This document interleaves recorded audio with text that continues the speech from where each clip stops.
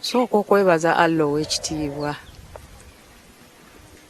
eyanzizizza akaseko ku matama,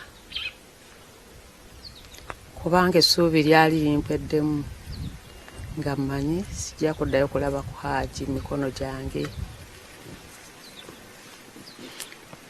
Naye olunaku olwa Mande nava wano nga mmusabye, nasimbula ssaawa 11 wano ez'ekiro ng'obudde bukya ne ngenda ku kooti. Naye ne mugamba nti Allah wange gwe wampa omuntu ono, naye mbadde nkusaba omunziriza emikono gyange. Ne ngenda nga nnyina essuubi. Nasimbula ne ntuuka ku kooti, naye eky'omukisa omulungi ku olwo kye namusaba yagezaako okunnyanukula, kubanga lwe baatusaba abeeyimirira Hajji.